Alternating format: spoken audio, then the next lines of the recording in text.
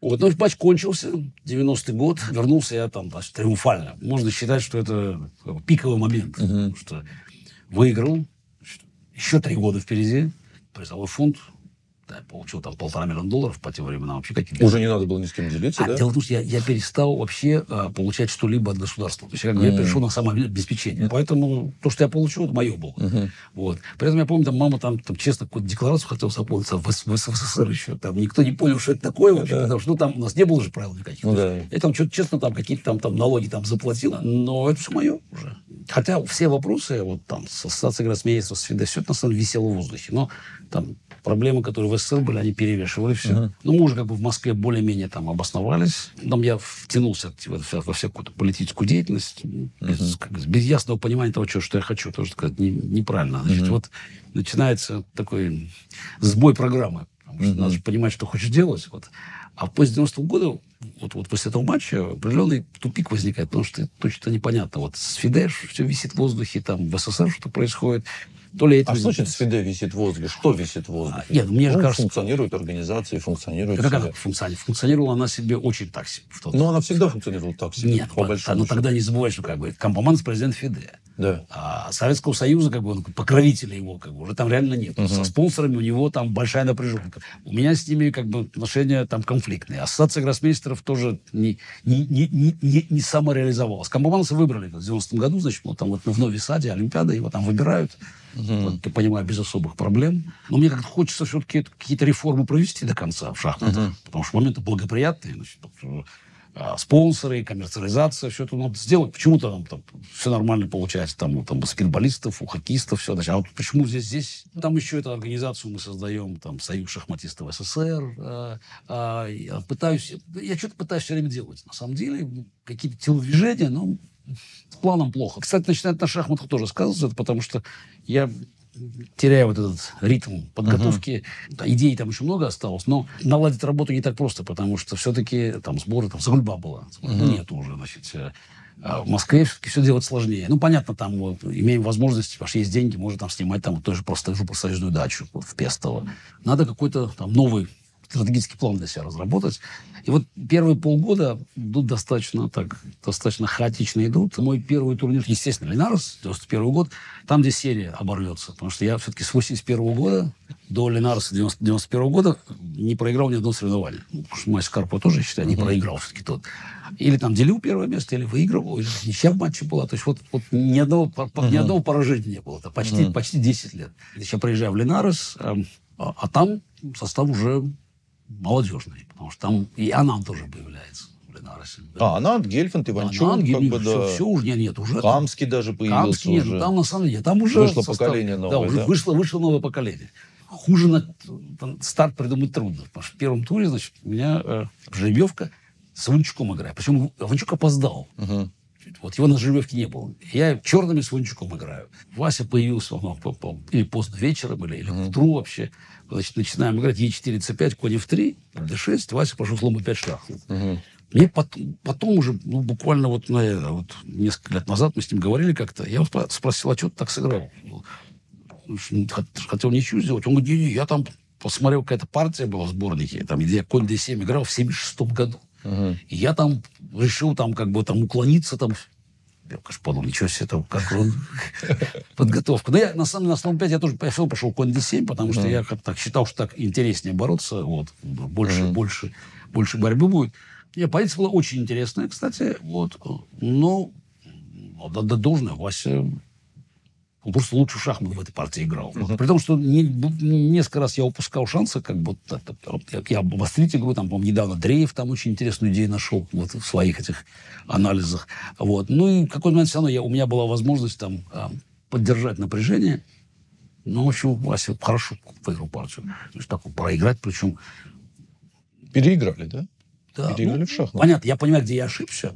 Но соперник играл лучше в шахматы. Это очень так неприятно. На следующий день с Гельфандом играл во втором туре. Очень интересная партия, сложная была. Там, значит, я там пешку пожертвовал, там получил инициативу, хорошо выиграл партию. Отыгрался, ну, немножко успокоился. Ну, Карпов тоже там играл, кстати, да. Да. А интересно, что я там играл уже под российским флагом. У меня там, ну, как нарисован было. А все остальные под советским играли. Вот. Такая забавная история, потому что там все советские были. Там и Иванчук, там, ну, Белявский точно играл, естественно. Белявский играл, да. Эльвис играл. Эльвис играл, вот, да, так что... Гуревич, Миша. Миша Гуревич играл, да. В общем, после партии с Васей в следующих 12 турах я набрал плюс 6. Вообще-то этого хватило. Должно было хватить. Вася набрал плюс 5. И немножко не хватило. Очень удачно Белявский играл в какой-то момент. Просто начал, он там еще вырвался в лидер. Это первый, по-моему, турнир, где было вот 14 участников, который станет такой вот, ну, формат этот станет... Да. Классическим, алинарисовским форматом. Да, 14 участников, 13 туров. То есть после 8 туров. Значит, у меня было плюс 2, у Белявского было... у него было плюс 5 даже. У него, наверное, помню, он вообще там блестящий. Он нам Тимона блестяще обыграл вот в стороне. Да, Белявский 6,5 из 8. Да, у него был плюс 5, у меня было 5, плюс 2 вообще. Как бы там еще где-то... Ну, там Вася, естественно, был там. Вася плюс 3. Я выиграл у Белявского и выиграл у Эльвиса. За 3 тура до конца я догнал. У меня было плюс 4, у Васи было плюс 4. И у Белявского было плюс 4. Да. И у меня на финише были Ананд, Любович и Исупов. Первая партия с Анандом была, как бы мы играли с ним. Давайте посмотрим. Е4, Е5. Но там вот как раз он пошел конь F6, и я тут, тут разработка первенства мира уже. Конь Е4, слон Д3, Д5, конь Е5, слон Д6 тогда все играли, рокировка.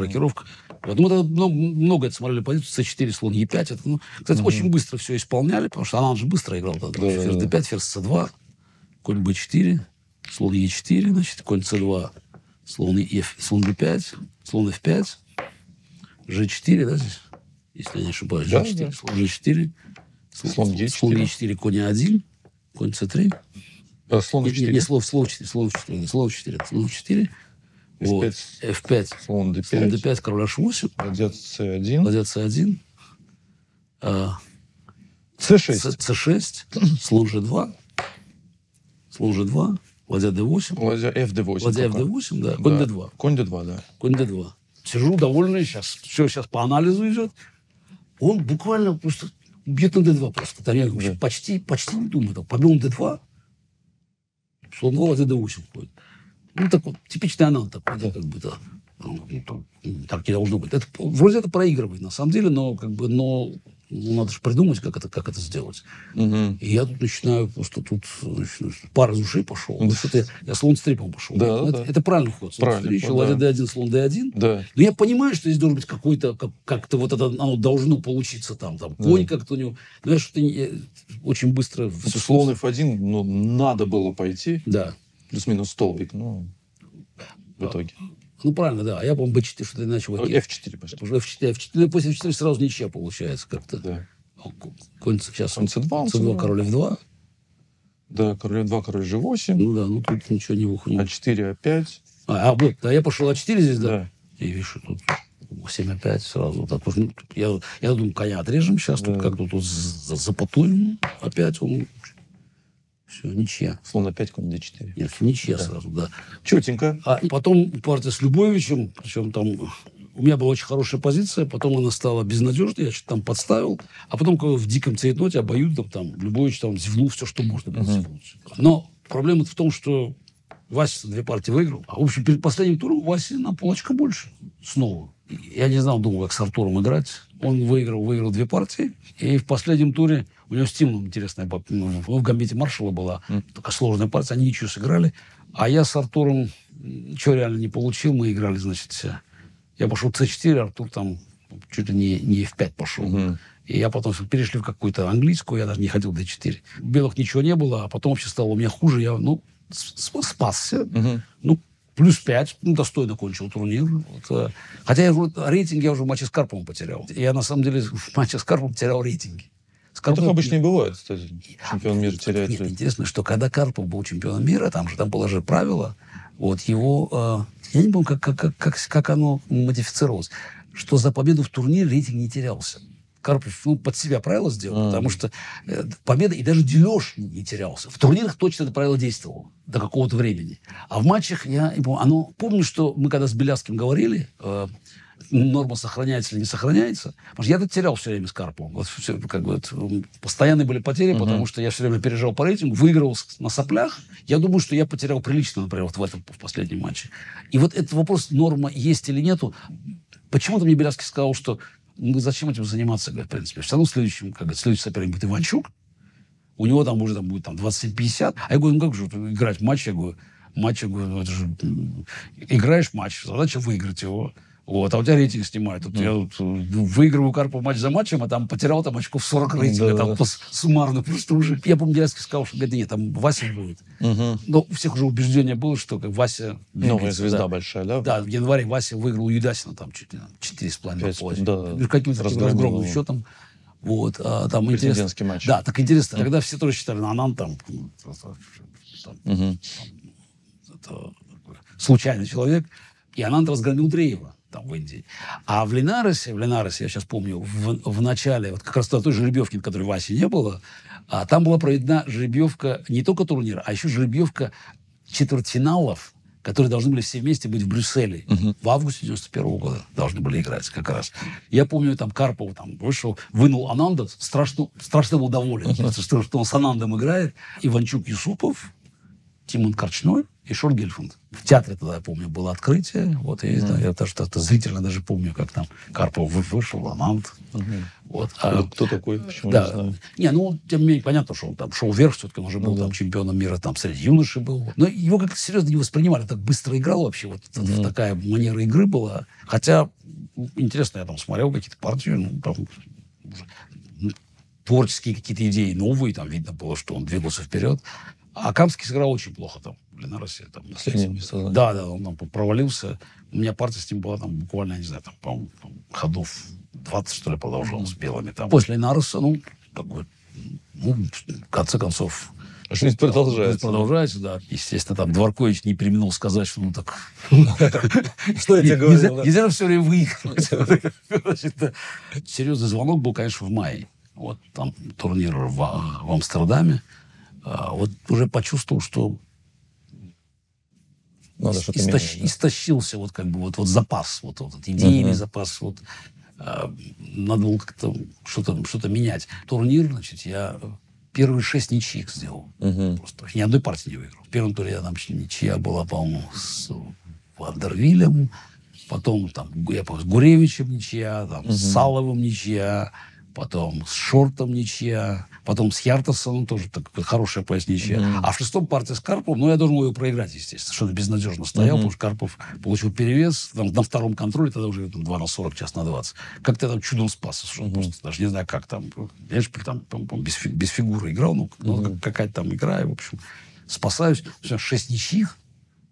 Последних 3 турах как-то там Виктор Львович обыграл. Кстати, хороший Страндийский.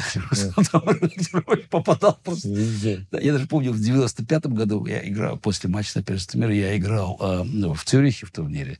Играл опять безобразно. Проиграл Васе белыми. В общем, набрал 50%, выиграл у Корчнова одну партию.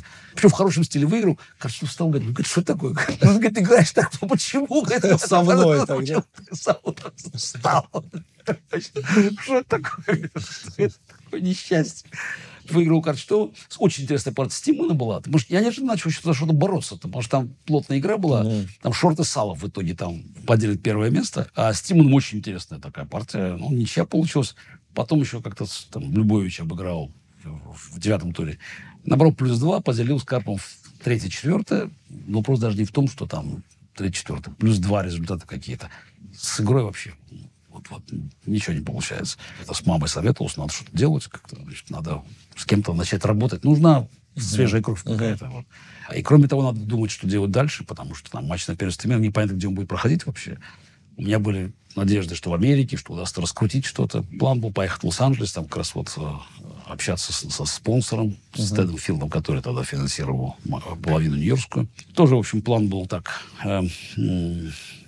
все белым нитками было шито. Но, по крайней мере, как идея, значит, тогда родилась, значит, пригласить Сережу Макарычева.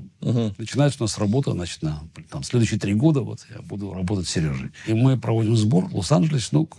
Матч на первый не получился, но мы там, по крайней мере, какие-то новые для меня вещи, значит, открыли. Во-первых, я решил вернуться в Е4. То есть, уже начали смотреть там серьезно, там, сицилианские, со стороны белых. Потому что я-то играл Е4 под Карпова, Е4, Е5 только, да, вот как бы. А все остальное, там, оставалось за кадром. Обычно я в турнирах D4 играл. Но после вот Линареса и после Амстердама мне стало ясно, что надо, конечно, что-то делать. Нужно расширять кругозор свой. И мы начинаем смотреть много в Е4, там, причем разные самые вещи. Там, во французской я начинаю разменную ЕД смотреть, вот это, с Кони в 3. Там, опять, по тем временам революционная вещь достаточно. Не на ничью, а на самом деле на такую, такую новую игру. В сицилианских каких-то мы там насматриваем вещи. Для как бы универсализации, Макарыч любил такое, там, чтобы универсально. Начинаем смотреть слон c4, неважно, потому что там против Найдерфа слон c4, против там 4 коней слон c4. Начинаем что-то смотреть там в челябинском варианте. То есть, везде что-то начинаем смотреть. А черными, как говорится, сохранял свою, староиндийское и, немножко староиндийскую смотрели, староиндийское и сицилианское. Это вот эти два дебюта. Черными было проще. А белыми такое расширение произошло, и результат сказался. Когда работаешь, что-то как-то вот получается. Первый турнир уже в новом качестве с этими идеями, это турнир в Тилбурге. Октябрь, наверное, 91 года. Там 8 человек, 2 круга. Кроме меня, Карпов играл, Ананд играл, Шорт играл, просто Камский играл, Корчной играл, Тимон играл, и почти уверен, что Бореев играл. Состав уже более чем достойный. Значит, к этому моменту, что интересно, уже закончились четвертьфинальные матчи. Интересно закончились. Вася проиграл Юсупову. Последняя партия у них вот эта быстрая была. Юсупов выиграл. Правильно. Черными выиграл староиндийскую блестящую партию Артур. Артур вообще, надо сказать, что он же чудом прошел вот этот первый этап отборочного. Он с Сережей Далматовым играл. Сережа вел +1. Артур выиграет последнюю партию чудом белыми. И потом, по-моему, в переигровке выиграли. И также Артур сравняет счет с Васей в последнем туре. Потом мы когда обсуждали, по-моему, Сережа Далматов сказал, что говорит, теперь понятно, почему я проиграл, Артуру. Потому что задача Артура была выбить Васю из цикла. Потому что понятно, что там, конечно, у Далматова шансов не было. Но Вася играл очень хорошо тогда просто. И он доминировал в матче, но после 8-й партии он просто, после поражения, он сломался. И он явно был фаворитом цикла тогда. Он шел вверх, все. И он проигрывает Артуру. Тимон выиграл Корчного достаточно легко. Другая сенсация была Шорт Гельфанд. Все считали Гельфанда фаворитом. Нет. Проиграл. Очень тяжелый матч был. И, в общем, вылетает. В общем, Вася, Гельфанд и Иванчук, как бы два, Иванчук первый, Гельфанд второй, 2 фаворита. Они межзональные выиграли тогда вместе. Поделили. А Шорт тоже проскакивает. Кстати, интересно, что Шорт же заскочил в межзональный чудом просто, выиграв там в последнем туре у Гуревича черными. В разменной французской просто. А Гуревич, который там лидировал в Манильском межзональном, проигрывает 2 последние партии. И не попадает. Тогда Миша не попал. А Шорт заскакивает там на подножку уходящего вагона. Это тоже показательно вообще. Вот те, кто выигрывает последние партии. Или кто-то проигрывает последние партии. Вот это очень важный момент. У меня с Карповым же счет был, всегда был там, почти равный. Одна вещь, как говорится, во всех матчах повторялась. Я всегда выигрывал решающую партию. Все было очень близко, только решающую партию я всегда выигрываю. Вот когда надо выигрывать было, я всегда выигрывал. Неважно, отставал я в матче, был впереди. Когда наступил момент кризиса, все решающие партии я Карпова выиграл. То же самое посмотреть, почему Вася не добрался никуда. Всегда в решающий момент, психика всегда, как близко он будет с Пономаревым. 2002 год. 2002 год. Казалось бы, уже обыграть Пономарева. Да. Нет, но он обыграл, по-моему, до этого Ананда обыграл, что там, в принципе. Да, Ананда обыграл. Обыграл Ананда, то есть всегда Вася будет всегда подводить последний. А Шорт, он пробился, он выиграл эту партию. Вот тогда в Маниле важнейший у него, попал в межзональный. А выиграл, очень, получается, у Спилмена выиграл. Матч, такой лондонский матч они сыграли. Ну, все-таки Спилмен тоже был в те годы там элитный шахматист. Да, конечно. Все-таки, был. А он же уже... Одно время четвертым был, да. Он уже выходил уже в претендентский. И до этого, то есть тоже там в полуфинале-то с Тимоном играл в 89 году. И тоже все считали, что Спилмен фаворит. Шорт выиграл. Интересно, сколько ошибок допускали. Ананд победил Дрейева тоже в одну калитку. Шорт потом побеждает Гельфанда. Но самый интересный, конечно, матч был Ананд-Карпов. Карпов выиграл на таких соплях. То есть Ананд просто доминировал в матче. Просто реально доминировал в матче там. И Карпов выиграет 8-ю партию. Кстати, тоже показательно. Он выиграет 8-ю партию. Он выиграл Юсупову 8-ю партию в тяжелом матче, который тогда был. Выиграл здесь 8-ю партию. Вот у Ананда. И выигрывает матч. Потому что в переигровке, скорее всего, уже Рапид Ананд мог бы принять его. И полуфинальные пары Карпов-Шорт и Тимон Юсупов. Тимон Юсупов такой ремейк. В 86 году Артур у него выиграл как раз полуфинал. Тогда очень хорошо в Голландии. Вот. И должны они играть в Линаросе. То есть уже в Линаросе в апреле 92 года. А так мы все собираемся в Тилбурге. Элитнее трудно придумать турнир, потому что Тимман, Карпов и Шорт 3 полуфиналиста. Играют 3 полуфиналиста. Ну, играют, да. И в 91 году, как раз вот перед Тилбургом, у нас сбор, это такая уже не ассоциация гроссмейстеров, но мы все равно там как собираемся обсуждать, может, тут ФИДЕ тоже подключилась. А что делать со следующим матчем? Я там нашел потенциально другого спонсора в Лос-Анджелесе, мне казалось, что может это получиться. С кандидатами у них были, на самом деле, проблемы, и тут вылез Куатли с какой-то идеей проводить матч в Марокко. Причем, значит, он там привез заявку на $4 миллиона. Конечно, вот я думаю сейчас, надо было бы согласиться, потому что... И посмотреть, как он будет ее исполнять. Да нет, там, я думаю, просто, типичный блеф был такой. Вот, знаешь, как Ботвине говорил, пусть дядя ходит. Да, вот, дай возможность сделать ход. Но тогда, значит, мне показалось, это как-то вот, как можно уступать, да. И и я уговорил людей в Лос-Анджелесе, которые, другие были уже, там, сдать заявку на $3 миллиона. При том, что в тот момент денег у них еще реально не было, но казалось, что матч, что получится, все. Переоценен был матч, в принципе. Мне кажется, на тот момент еще этих условий не было. В общем, надо было понимать, что объективно оценивать ситуацию. Я думаю, что вот заявки 93-го года, реальные заявки, они будут как раз в рамках того, чего матч стоил. Потому что матчи с Карповым все-таки они были особые. У них была своя политическая подоплека. А реальная цена, которую потом уже в 93-м году Манчестер предложит, это, по-моему, там что-то порядка больше $1,5 миллиона. Ближе к 2 туда. Вот там где-то все и находилось. По тем временам все-таки немножко другие деньги.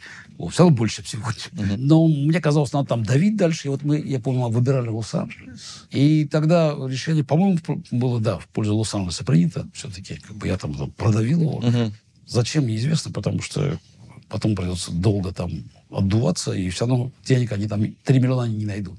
А потом Тилбург, вот этот турнир, значит, и там уже началось все хорошо. То есть там вернулась, как мне показалось, знаешь, сила, да? Сила вернулась, интерес к шахматам, новое что-то, свежее. Начал там очень хорошо я там в первом туре Тимона обыграл, Стародийская, G3. А во втором туре, я помню, партия я с Корчным играл во втором туре, и, значит, дебют Е4, Е6, Д4, Д5, я Е4 пошел. Да. Виктор Ильич, французскую. Я пошел ЕД. У Корчнова просто лицо было вообще. Как это вообще? Как такое ЕД вообще? Что за безобразие? Просто оскорбление. Не уважаешь меня, меня, да? ЕД. Я пошел конь в 3. Не уважаешь. А причем я даже помнил, что Виктор Львович, он играл конь в 6, слон c5. Вот если мне память не изменяет, так он играл в том самом сеансе в 75 году. Вот я даже помню партию. Я почти уверен, что на второй доске Лёва Эппельбаум отсушил его, да? Да. И он конь в 6, слон c5 играл. Вот это... у меня тут идея была. И он так сыграл. Очень недоволен был. Я сделал рокировку. Ход неожиданный совершенно. Рокировка. И, значит, c4 я даю шаг здесь. Слон e7, слон f1 ухожу. И на рокировку тут я, по-моему, там слон g5 пошел здесь. Вся идея, как говорится, на самом деле, что я сейчас... в общем, пешка-то немножко слабая, тут мы начнем окучивать как-то. Ничего белых, в принципе, нету, но... И чем дело закончилось? Я выиграл партию. Корчной был просто в бешенстве. Просто, чтобы его обыграли. Причем он-то считал, что я что-то специально не делал, хотя на самом деле я так сыграл и с Шортом еще. У меня был большой период. Шорт играл с Гуревичем, как раз когда Гуревич пытался заслушивать. Конь F3 он с Лужи 4 играл. Там у нас тоже была идея с Макарычем. Ферзь Е2 шах. Там я вообще революционные идеи какие-то изобретал. Интересно, что во втором круге Корчной, вот здесь принцип, он в стороне диска сыграется на разменный вариант ДЕ. Я тоже, я хорошо готов был, такая сложная партия, вот ничья будет. То есть будет на победу ДЕ.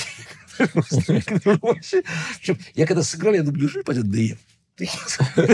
Просто отомстить таким образом. Я выиграл во втором туре у Корчного, потом ничья с Камским была. Потом обыграю Борееву, Странницкую. Хорошая партия. Почему такие партии хорошие? Так, опять пошло дело. Пошла игра. С Вишей в 5-м туре. С Шортом в 6-м, с Карповым в 7-м. Да, с Вишей партия, конечно, это один из анализов как раз Е6, Д4, ЦД, значит. Виш тогда играл конь С6, конь С3, ферзь С7, слон Е3. Но вот здесь то, что мы начали с Макарычем смотреть, А6, слон Д3, это вот система, которая, значит, мы тогда, смотрите, конь F6, рокировка, конь Е5, H3.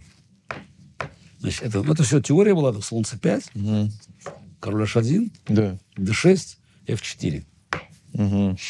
Значит, Виши пошел конь С6 тут. Вот. Сильнейший ход, видимо, конь D7 здесь. Вот. Я, кстати, потом проиграл латье там по дурости, конь D7. Вот. Там со мной Вася играл тоже конь D7 потом в Новгороде. Там латье. Точно. Да, вот. Много тут партий. Много партий было, на самом деле. Там я в сеансе с этим, с Милошем я играл, когда сеанс бразильской сборной давал. Он конь G6 ходил. Вот. В общем, позиция у белых очень перспективная здесь. Как бы. Но, видишь, конь C6 пошел, но есть Е5. Да. Е5 ход. Вот. Тут основная идея анализа была Е5. Значит, он пошел ДЕ здесь, видишь. Ну? Он пошел конь Е5. Пошел конь Е5 здесь. Фе, ДЕ. Вот. И здесь я пошел слон Б5, но это не лучший ход, по-моему. Да нет, нормально. Нормальный ход, да? Отличный ход. Слон Б5, да? Слон Б5. Красиво. Но он побил на Б5, видишь, здесь. Да, надо было... слон Б5, Б точно проигрывает партию. Да. Да. Надо было королем куда-то уходить, да, наверное, здесь. Король Ф, ладья F6, да? Дальше как-то все сложно. Да, дальше будет сложно, но интересно. Так надо было играть. Там вроде это лучше было. Потому что АБ проигрывает форсированно. Правда, надо сказать, что здесь с этого момента я начинаю сам играть уже. Здесь конь Б5. Ферзь С6. Ферзь С6. Слон С5, ферзь С5. Ладья Б6. Конь Д6 шах. Конь Д6 шах. Король Е7. Вот здесь уже ладья F6, да. Красиво. Ладья F6, ЖФ. Конь С4. С4. Вот. Ферзь Д4. Ферзь H5. Красиво. Хорошая партия. Ладья F8, да? Другого не видно, да, ладья F8. Ладья D1. Все в игре. Все в игре, да. Ферзь Е3. Ферзь Е3. Ферзь H4. Ферзь H4. Ферзь F4. Ферзь Е1. Классика. С другой стороны заходит. Открутились, с той стороны заходит. А когда же был ладья А4? Да, ладья А4. Это против ферзь Б4. Да, ферзь Б4, да. Ладья А4. Ферзь С3. Ферзь С3. Мат грозит. На мат напал. Да, просто. Ладья Д4. Ладья Б4. Ферзь F1. Король H2. Король H2. ЕД. ЕД. Ферзь С5. Ферзь С5. Знаешь, как ферзь С5 здесь. Ферзь С5. Ферзь С5. Ферзь F4, G3. Там шахов больше нет. Да. Король Д7. Конь Б5, да? Конь Б5, да. Все, здесь уже видно, что... Да, ферзь F4, G3 сдался. G3. Красиво. Красиво, хорошая партия. Ферзь H4 мат снова ставит. Да. У Шорта близко было. Не выиграл у Шорта. Там чудом не выиграл у Шорта. Безумная партия с Карповым, да? Да, она долгая партия. Но там интересно, потому что там будет вариант этот будет старандийская. Там тоже как вот я тогда играл, просто именно, чтобы свежесть показать. Потому что Карпов-то уже там новую систему применил. То есть Е5, значит, он тогда тоже, видимо, готовился. Конь 6, D5, конь Е7, конь D2, значит. А5, А3, значит. Мы играли по нашей партии. Вот это F5, B4, король H8, вот это, то, что я F3, значит, да. Конь G8, Конь это моя G8, да. система вот эта самая. Да. Ну, это, кстати, вот то, что я тогда в Шлефте придумал с Карповым, потому что идея же, что если белый хоть конь B3 плохой, тогда АБ, значит, уже C5. Но тогда черный быстро конь F6, конь H5 проводит, конь на B3 плохо стоит. На самом деле, это, как говорится, не то место. Вот, поэтому, как бы, белые тут ферзь C2 играют, как бы, они продолжают ждать, чтобы C5, конь C4 попробовать поставить, в принципе. Значит, да, значит, я здесь... Ну, я что хожу? Конь Я G6. хожу конь G6 тут. Конь G6. Потом Вася придумает ход слон D3, со мной важно. Заставить меня все-таки двинуться F4. Потому что я-то хочу конь H5 пойти здесь. А Карпов пошел, значит, он пошел здесь. Да, конь B5. Конь B5. Там АБ, да? АБ, конь H5. G3. Конь F6. Да. C5. C5. Слон H6. Слон D7. А слон D7, да, сначала слон D7, ладья B3. Ладья B3, да. Хороший ход. Я потом с Камским слон H6 сыграю. Слон H6 тоже интересная идея будет. Слон H6, ладья C3, слон F4. Я там буду изобретать идеи. Вот, да. Вот. Но это, кстати, новое было. Вот Карпов, они расстановку подготовили. Вот. И я тут смотрю на позицию. Ну, думаю, тут надо же самое что-то... Мат ставить. Ну, не мат, надо что-то сделать такое. Да. И ход конь G3 сделал. Ход. Ну, ход не лучше, но... Просто, и мне кажется, это настроение того времени показывает. Я смотрю на позицию, ну, тут можно конь G3 пойти, знаешь, просто вот так вот. Конь G3, HG, конь H5. Вот. Ну, я анализ не помню, но не очень корректно это все. Не очень. Да. F4. Прям скажем. F4, да. F4 я, значит, пошел здесь. Ев. Слон H5. Нет, C6. C6, да, C6. Вот важный ход C6 надо сделать. C6, значит, я бью BC, DC. Да. Конь G3. Да. Ладья G3. Да. FG, CD. Такое соотношение фигур такое не слабое, да? CD. G2, ведь просто надо здесь... Ну, пешку здесь придется как-то отдавать. Ладья F3. Ладья F3. И здесь ферзь D7. Ферзь D7. Слон B2 вроде логично. Ну да, естественно, меняет здесь все это. FE. FE. Ну, тоже меняем. Да, ладья F8, ладья F8. Конь E4. Конь E4 надо было играть, а сыграл он слон G7. Слон G7, ферзь G7. Да. Вот. Ферзь E4. Ферзь E4. На самом деле, тоже, как бы сейчас надо ферзей поменять. Я уже чувствовал, что, в общем, здесь как бы надо, ну, не так все просто. Хотя, конечно, пока ферзи, это не очень хорошо. Надо как-то от них избавиться. C5 я пошел. Если ферзь F6. Ферзь F6, да. Ну, нужно понападать. Конь F3, ферзь F4. Ферзь F4. Ферзь E7. Да, не подают. Ладья F7. Ферзь E6. Ладья F6. Ферзь B3. Карпов тоже понимает, ферзей надо держать. G5. G5. G5. Логично двигаться начинаем. Конь C7. C7. G4. Каждый свое дело занят. Конь D5. Ферзь C1. Ферзь C1 шах, да. Ферзь D1. Взял. И ладья F5. F5. Интересное окончание такое. Конь E3, да? Да, конь E3, ладья F4, конь E1. Конь E1 это слон. Съесть очень. B4. Да. Значит, ну там дальше, значит, он взял на G4 здесь, да? Да. Вот. Ну, тут как бы интересно, значит, ну, во-первых, брать, значит, я начинаю думать вообще в этой позиции, я помню, значит. Ладью за слона отдавать, кони, пешки мешают, значит, да. И, значит, потом это, значит, там, играем, значит, в итоге, значит, я там остаюсь без пешек, значит, и я, значит, помню, прихожу, я сначала думал, что-то очень опасная позиция, значит, как-то, все-таки 3 фигуры против ладьи на полной голой доске, а потом я просто понимаю, что, понятно, я от пешки я избавился этих, значит, он должен слону убегать от моей ладьи. Я понимаю, что, в принципе, если я прячусь королем в угол правильный, в черный угол, а ладья будет там, он ничего сделать не может просто. Вообще ничего сделать не может. Просто вот.